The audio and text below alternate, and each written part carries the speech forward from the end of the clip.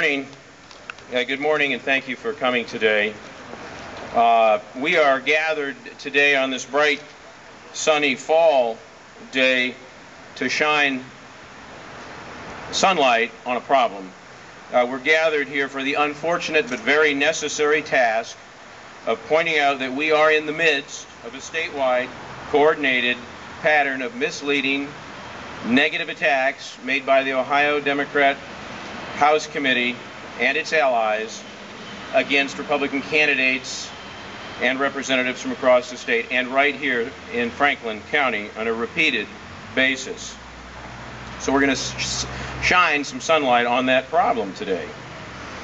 There is a pattern of irresponsible, disrespectful untruths going on in the negative campaigning being launched at our candidates and office holders. These untruths, that's a euphemism, and we may deal with that euphemism later, are reflective of what happened 2 years ago, but this time we're blowing the whistle. I'm joined today by some of our candidates and office holders. Very quickly, I'd like to recognize them. We're joined by candidates for the Ohio House, Ann Gonzalez, Matt Carl, Angel Rhodes, and Mike Duffy, also by Representative Courtney Combs, and by our minority leader, William Batchelder. But to begin today's discussion, I would like to introduce the chairman of the Ohio House Republican Coordinated Campaign, Representative Matt Huffman. Thanks, Doug. Thank you. It's great to be here on a beautiful day. So many people coming out, lining the streets to support Matt Carl, and we really appreciate that. My job, as appointed by Bill Batchelder about 18 months ago, was to help the Republicans win back the majority in the House.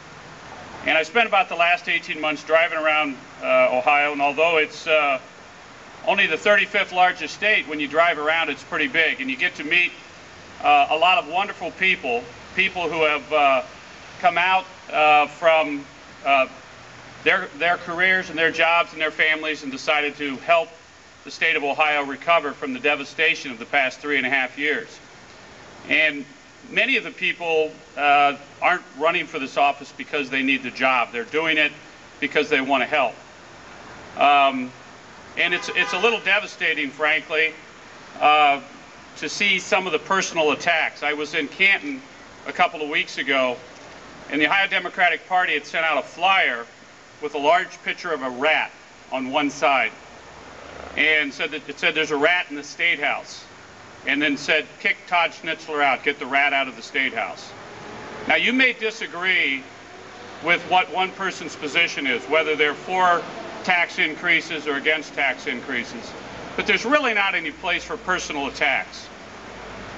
And this may be a secret to many of you here today, but politicians actually are people. They have families, they have spouses, they have parents, and when those of us who are in office are attacked for whatever our votes are, that just comes with the job. We understand it. But our spouses, our husbands and wives and parents and kids, they don't quite get it. It's a personal attack. And when we see stuff like this sent out about Matt Carl, this is why people hate politics. When you're suggesting that a first-time candidate who's never held public office before is somehow responsible for the deaths of 11 oil workers in the Gulf, it's bizarre, it's strange, and frankly, obviously, desperate. Now, I appreciate that it's a difficult platform for the Ohio Democratic Party to run on. They haven't had a lot of success in the last 3.5 years, and they're dealing with what's happening in Washington and what's happening on the local level. And they may have some legitimate arguments about why a $900 million tax increase was appropriate. We happen to disagree. And that disagreement really should be the focus of this campaign. Why we disagree on policy. Why the way we voted is why you should support us, and why the way they voted, you should support them. But not personal attacks, not negative not things that essentially have nothing to do with the campaign. Yesterday in Chillicothe, Ohio, I appeared at a press conference on behalf of Bob Peterson. His opponent, Ray Pryor, put out a flyer that said that Bob Peterson raised the salaries of the local sheriff and the local recorder, that he voted for those pay raises. Well, there's only one problem with that. The state legislature sets the salaries, not the local county commissioners. It's simply a lie. Now, again, we're going to have legitimate disagreements. There are going to be things that you should look at for both candidates and decide who you want to support and why. And we're going to draw those contrasts, as we should. But this kind of stuff right here that the Ohio Democratic Party is sending out is why people are turning their backs on the system and looking for answers and looking for different people to come in and support. And fortunately, we've got a great slate of candidates right here in Franklin County and throughout the state of Ohio. So I'm going to challenge everybody here today that when you see these things that are false, to call somebody on it. Call the candidate. Call the people who are putting it out. Write a letter to the editor. Call your local newspaper and say, I don't think these things should happen. So thanks very much, everybody, for coming out here today.